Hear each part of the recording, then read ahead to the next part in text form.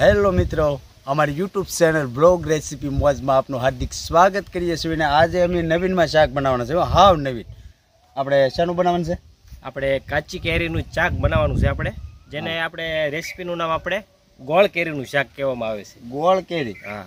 તો આપણે સરસ રીતે બનાવવું છે, તો વિડીયોમાં બના રહેજો. આમ જો બના તો રહેજો, કેમ કે આજ નવી સ્ટાઇલમાં બનાવવાનું છે, એટલે અમારે જોવાનું છે ને શાક વગર મસાલે. બરોબર, ચાલો.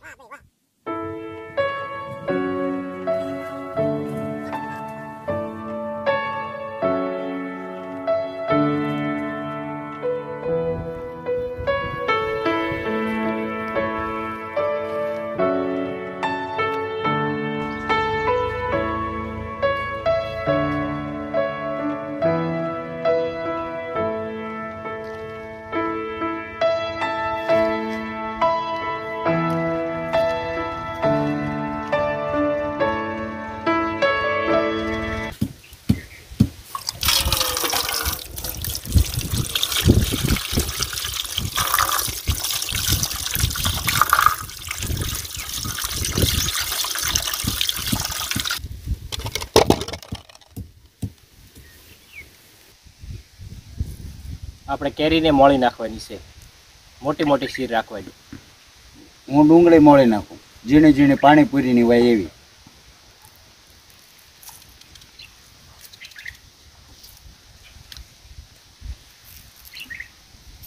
રસભાઈ, આ પાછું મહેનત કાઢવું કરે. આપણે દીદાભાઈ આપણે ઓલા આથાણા નથી બનાવતા, હા, એ રીતે જ બનાવે. અને આપણે આમાં થોડીક ડુંગળી ને એવું નાખીને થોડીક આપણે ગ્રેવી ટાઈપ આવે ને એ રીતે બનાવવાની. અલગ ટાઈપ. હા, આમાં તમારું કંઈ તો આ બનાવવાની રીત તો સિક્રેટ હશે કે? સિક્રેટ તો હું આપણે મિત્રોને કહેતા રહીશું કે આ રીતે બનાવવાનું એમ. આમાં પાછું એટલે મારે એમ ખબર પડે ને, ઘણી ઘરનું થાય તો આપણે ખબર જ ન હોય છે, એટલે ખબર પડે કે આ તો આમ જ કરશે. હા, સારું. તારે કીધું હું જો આ ડુંગળી ઝીણી કાપવાની છે ને, તેમ કીધી એ પ્રમાણે. હા, ઝીણી કાપી નાખો. અને આપણે આમાં કોઈ જાતનો મસાલો નથી નાખવો. મસાલો નથી નાખવો, આવા તડકાનો મસાલો ગરમ પડે. બરોબર ને? હા, ગરમ પડે છે. નાવો નવો તડકો રહે તો ગરમ પડશે. હા, વરસાદની વાટે છે પણ હવે આવી જાય તો સારું. વરસાદ આવે પછી મજા આવે. હા, એમ તો આગાહી તો આપે છે ને બધા, વરસાદની જગ્યાએ વાવાઝોડું આવશે એવી.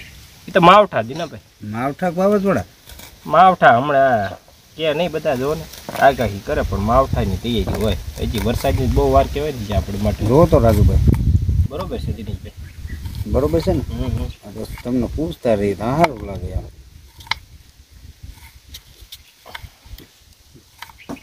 જે બનાવ્યું નથી એટલે આપણને ખબર નથી. તમે ઘરે બનાવતા હો.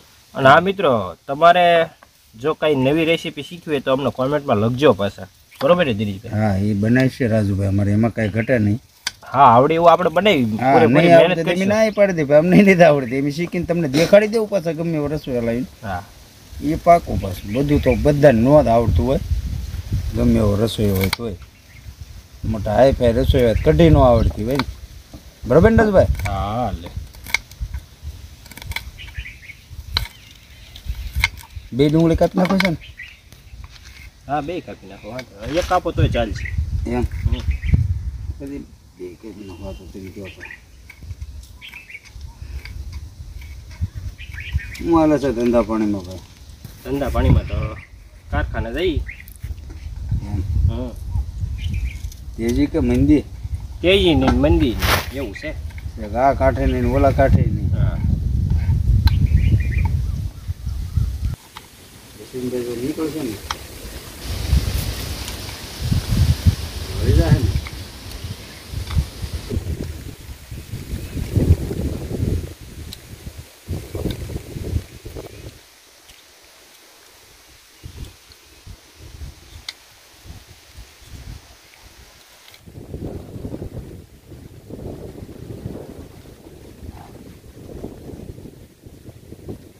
પાણી નાખી દઉં છે કે પાણી નાખી દે એટલે હું કડવી ન થાય ને. હા, બીજે મોળ નાખું? જરૂર નહીં પડે. હવે હાલ પાણી નાખી.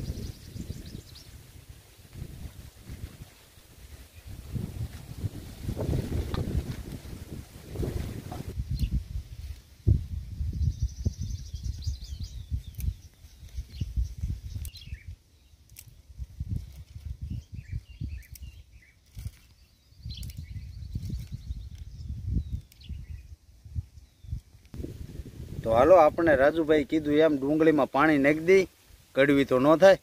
બરોબર ને રાજુભાઈ? બરોબર છે દિનેશભાઈ.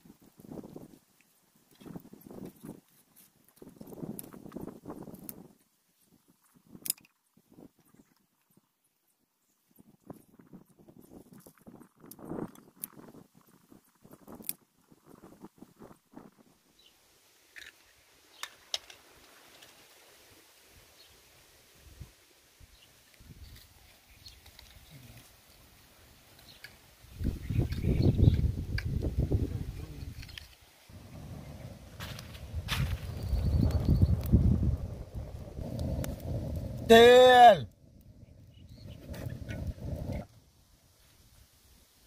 બધા ઢાંકણા છે આમાં ને એમાં મૂકો ને. તો ઢાંકણા ચડે નથી, ઢાંકણા કે ભૂયા ભાઈ કાંઈ વાત ઢાંકણું રાખી. હાલો ઈશ્વરભાઈ, આપણે મિત્રોને મસાલો બધો બતાવી દઈએ. વૈયાવાની ક્યાં આપણે આમાં કોઈ જાતનો બીજો મસાલો નથી લેવાનો આપણે, જેથી કરીને પેટમાં ન બળે. વ્યવસ્થિત રીતે આપણે નોર્મલ જે બધો મસાલો આવે એ જ નાખવાનો.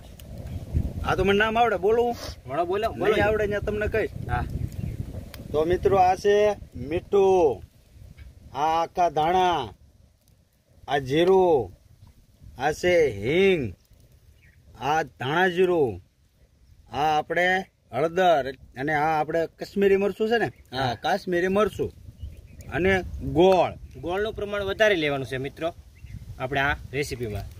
પછી આપણે ડુંગળી લીધી છે અને કાચી કેરી છે. તો ચાલો આપણે સૌપ્રથમ આપણે જીરું નાખવાનું છે. તો જીરું પહેલાં નાખી દઈશું આપણે. કેટલું? 1 ચમચી જેટલું નાખવાનું છે, અડધી ચમચી. અડધી ચમચી નાખવાનું આપણે આ રીતે. પછી જેવું મટીરિયલ જાજુ હોય એ પ્રમાણે. બરોબર છે. જીરું દિનેશભાઈ ડુંગળી નાખી દો. હાલો નાખી જ દીધું ડુંગળી.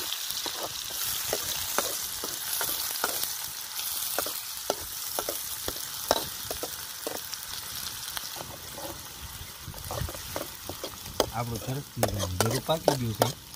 તો આવી રીતે મિત્રો ડુંગળી આપણે થોડીક સાંકળી જાય, એટલે કે થોડીક ગોલ્ડન કલર જેવી થઈ જાય ત્યાં સુધી આપણે આને પાકવા દેવાની છે. તો આમાં આપણે થોડાક દાણા નાખી દઈશું.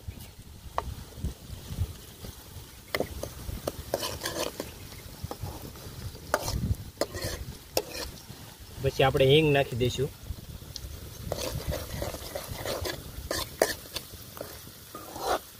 પછી આપણે જે કાચી કેરી આપણે મોળી છે એ નાખી દેવાની. સરસ રીતે આને પાકવા દેવાની આપણે.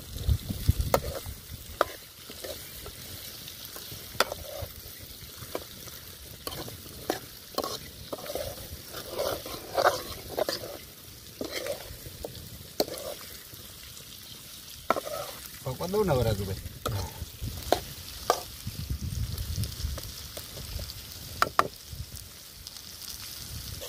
આપણે કેરી થોડીક આપણે જેવી તેવી આમ કકડી જાય પછી આપણે ગોળ નાખી દેવાનો છે.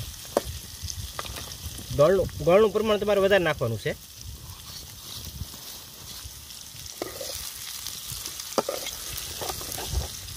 એટલે શું છે, આપણે કેરી દિનેશભાઈ આપણે બહુ ખાટી ન લાગે. આપણે જેમ આંબલી ઓલી આપણે ખાટી મીઠી નહીં આવતી દુકાને, હા હા એવી લાગે આપણે કેરી. મજા આવી હું યાર. આ તો એમ થાય છે કે આમ નામ ખાઈ દઈ. પછી આપણે ધાણા જીરું પાવડર આવે છે તે નાખવાનો છે.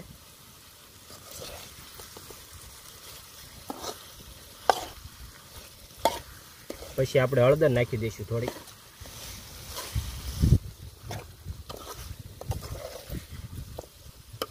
પછી 1 ચમચી જેટલું આપણે કાશ્મીરી મરચું નાખવાનું છે. તીખું ખાતા હોય તો નાખીએ કે ના? હા, તીખું ખાતા હોય તો નાખી શકવાનું. પછી આપણે સ્વાદ અનુસાર નમક નાખી દેવાનું છે.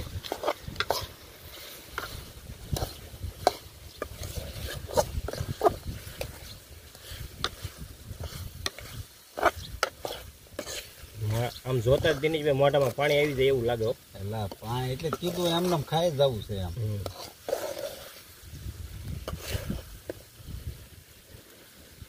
હવે આપણે આની અંદર થોડુંક આપણે પાણી એડ કરી દેવાનું છે.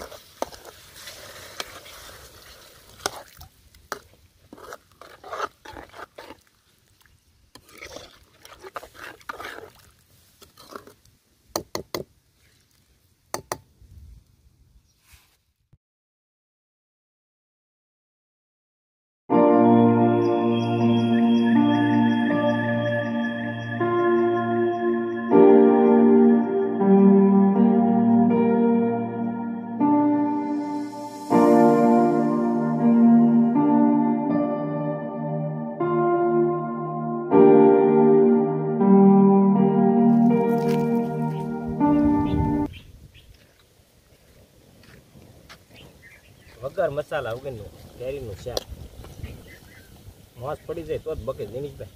અરે રાજુભાઈ એમાં કઈ ઘટે તમે બનાવી યાર.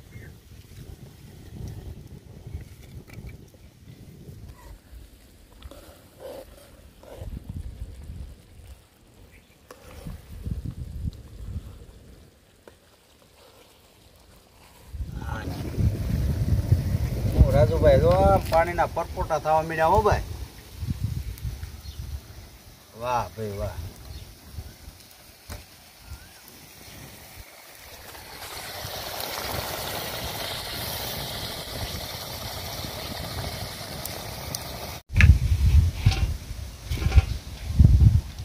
હા મિત્રો, આપણે કાચી કેરીની જે રેસીપી બનાવી છે એ તૈયાર થઈ ગઈ છે.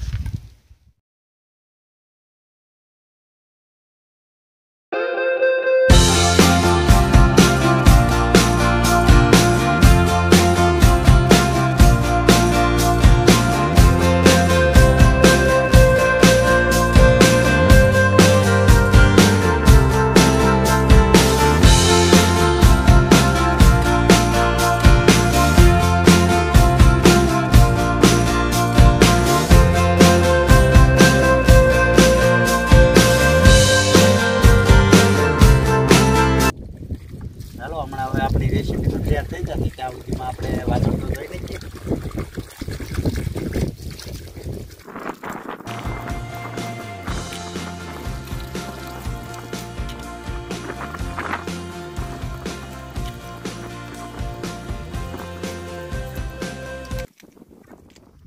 તો આ મિત્રો આપણી રેસીપી તૈયાર થઈ ગઈ છે.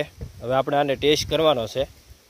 તો ચાલો આપણે દિનેશભાઈને કહીશું કે ટેસ્ટ કરી લે. બરોબર? હાલો દિનેશભાઈ, ભાઈ આવો ટેસ્ટ કરવા આવી આવો. હા હા ભાઈ આવો.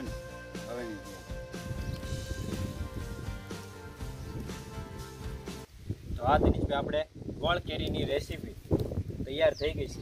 તો તમે ટેસ્ટ કરો કેવી લાગે. ટેસ્ટ તો કરી લઈએ અને પછી મિત્રોને જણાવી.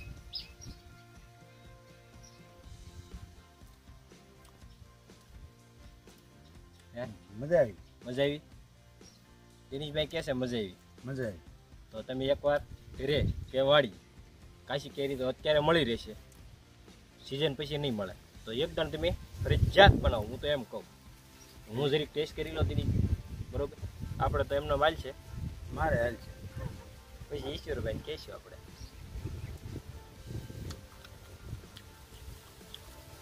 મસ્ત બને છે. લ્યો આને રાજુભાઈ પૂરી ભાખરી હા રોટલી ગમે અને કોઈ પણ વસ્તુ હાલે.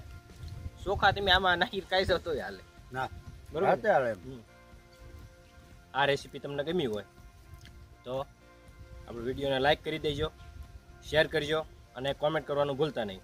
અને પહેલી વાર આ વિડીયોમાં આવ્યા હો દિનેશભાઈ તો સબસ્ક્રાઇબ કરજો અને બેલ આઇકન પર ક્લિક અવશ્ય કરજો તાકે આવી નવી રેસીપી બને તેનો અપડેટ સૌથી પહેલા તમને મળે. તો હાલો મિત્રો, નેક્સ્ટ વિડીયો સુધી જય શ્રી રામ, જય હિન્દ, બાય બાય.